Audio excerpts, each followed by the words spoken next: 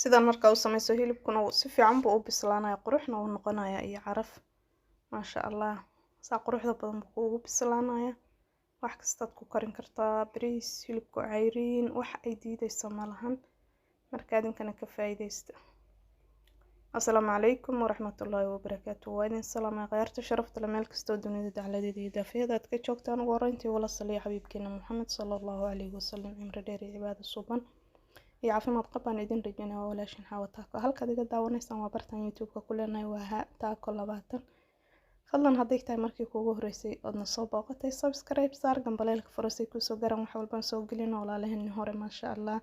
saxaabtiina la joogtay hore subscribe-ka noogu saartayna la socoto aad baa ugu mahadsantihiin dhiirigelintiina la socodkiina kommentiyadiina quruxda badan caafimaadka qaba maasha allah aad baa u mahadsantihiin maanta ito waxaa weeye casharkeena yaahee waa ujeedaan casharkeena maanta siduu yahay casharkeena maanta waxa weeyaan hilib ayaan bur ku dhex karinaynaa digsi baan ka samaynaynaa insha allahu tacaala ila socdo hadda waxaan soo qaatay baaquligan waxaan ku shubtay 3 koob oo bur ah waxaan ku daray cusbo iyo baking powder iyo in yar oo sokor ah hal xabo oo ukun waa ku darsaday 2 qaado oo bataran ayadana waa ku darsaday maasha allah in yar caanaha oo adiga 5 qaado caano camal ayaan ku darsaday waxa hadda ugu dambeeyaan ku daray waa bakinkii ugu dambeynta waxaan ku daray insha Allah tacaala waa in yar oo fixisada ku badan hadii aad baking powder-ka ku daraysid oo labadooda isku la daraysid fixisada ku badin biyo yar baan ku darsanaya biyaha xoog iskagama badinayo sababtoo waxaan rabaa inuu ay adkaado burka markaad soo xashtid waa inuu xoogaa ku yar adag yahay uusan aad kaaga jilcin sida burarka qaarkood oo kale sababtoo wax ka duwan wixii horaan ka sameynayna hadda meeshan waxaan ku haystaa waa hilibkan waa soo jarjaray lafa yar baa ku jira qaar baa lafa ah waa soo yaryareyay si qurux badan baan soo jarjaray maasha allah waa iska soo nadiifiyay waxaan ku dardarsanayaa hadda xawaashka iyo carfiska iyo cusbaan ku darsaday filfil shiidan baan ku darsaday اللهم صل على محمد بركل باودر بان ku darsaday basal baradho intaas markaan isku daray wax yar saliidana waan ku daray in yar baan soo hafiyay hal karbo soo laqay wax yar dhiiga hore baan ka soo riday xoog uma karinin haddana intuu noo sii qaboobahay burkeena ayaan diyaarsanaynaa haddii ilaahayno wax yar baan firiishka geliyay si uu iigu qaboobo oo durba maaragtay aan u isticmaalo sababta asagoo kulul burka laguma shubi karo burka uu ka halaabay sad rabti kuma noqonayo isagoo kulul hadaa ku shubtid burka saasan gabal uga dhigaya si isla eg oo ah ama wareeg ah baan u sameynaa u fidinaya insha Allah tacaala laba xababa waan isdul saaraya hadduu ilaahayno ama waan isku dul daboolaya baaquligaasan soo qaadanaya saasan u dhex gelinaya baaquliga burka saasan baaquliga u dhex gelinaya geesahan kaga celcelinaya si uusan isaga ka dhex dhicin raalihaada waa la shaqeynaya haba waa lagu soo dhex ridaya gabareer baa geeska kale igala shaqeynaysa marka burkeeda igu soo dhex ridaysa hilibkan saa ugu guray marka hilibka saa ugu guro waxaan sameynayaa yaanyo dusha ka saaraya mid walba hal xabo oo yaanyo ah ama hal wareeg oo yaanyo ayaan dusha ka saaraya insha Allah tacaala hadda waxaan soo qaatay waa qaybtii kale oo burka oo ku daboolaya markaan ku daboolana waa ka dhex bixinaya baaquliga ujeedkan baaquliga u gelina waxa weeye in uu isku ka celiyo uu igu samaysmo sidii digsigii ama sidoo baaquliga u samaysnaa sidii weel camal inuu igu samaysmo ka bacdina geesaha ayaan saa ka dhahayaa oon kasoo laalaabaya ka wareejinaya bahalka intaa yarta oo kooban baan soo qaadanaya waa sameynaya markaan sameeyo ama aan koobana biyaan soo dhex gelinaya dushaan kaga dhijinaya si uu isku qabsado oo daboolka digsiga camal igu noqdo dhammaan sidaan ku soo sameynaya si isku mid ah ayaan u wada sameynaya mar walba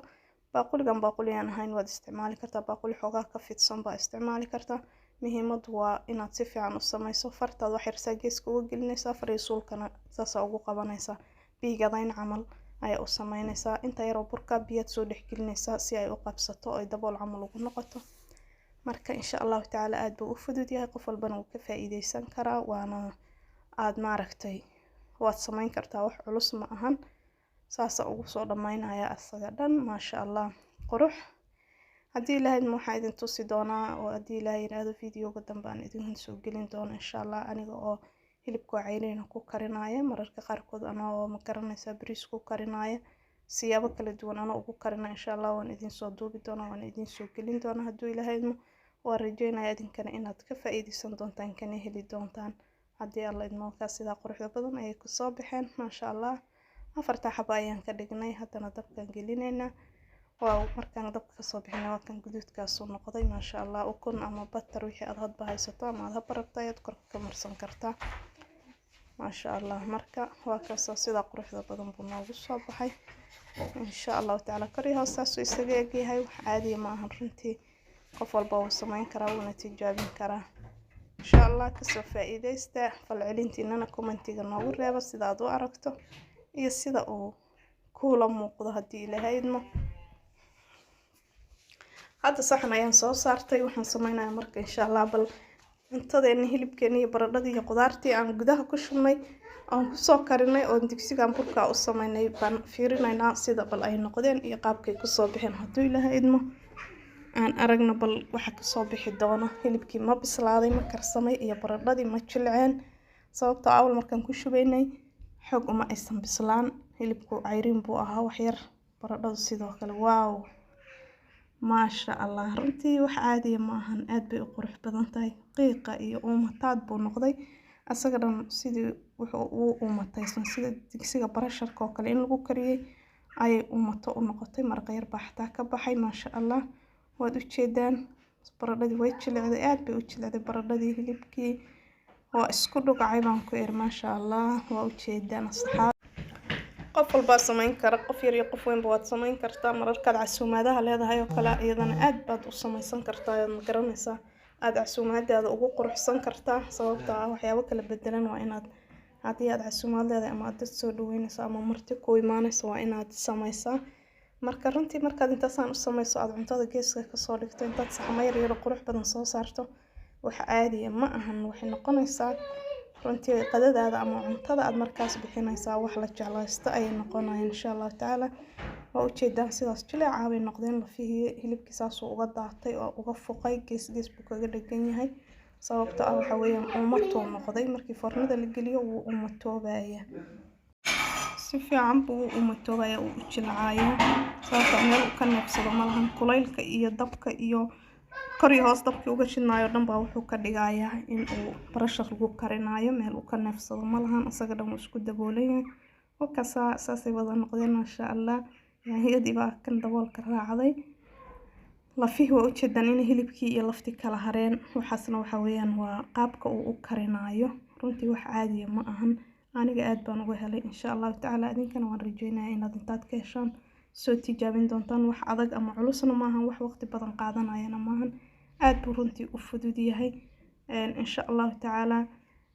wax kastana waad ku karin kartaa wax kasta waad ku karin kartaa muhiimaddu waxa weeye burka markaad qasayso in aan burka uusan ka noqon runtii waa aniga dhadhaminaya hadda aad buu u jilicsan yahay jilaac way ugu kala daata burku inuusan ka noqon baa loo baahan yahay marka bur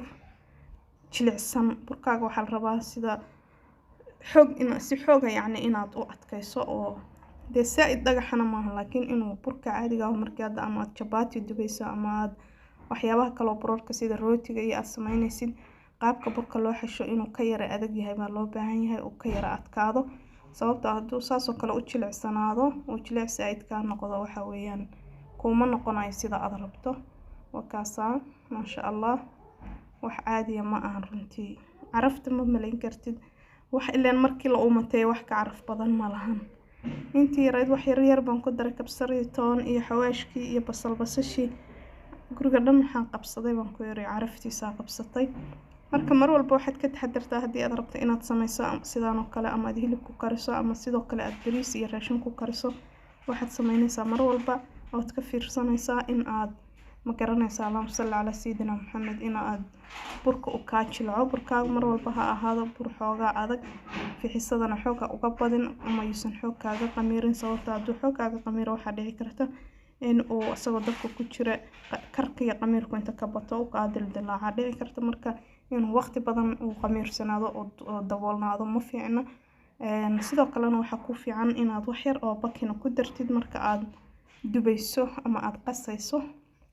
burka markaad qasayso fiixsada iyo in yar oo bakina inaad isugu darto saasaa fiican sababtoo ah bakinku wuxuu ka caawinayaa inuu jileec noqdo burkaagu oo uu noqdo wax markii hadhootadii la cunayo kala daadanay uusan noqon wax jiitamayo oo bur jiitamayo adag uusan ka noqon sidii inuu doolsho camal burku inuu kala daato ay ka caawinayaan inaad bakin ku darto insha Allah taala inta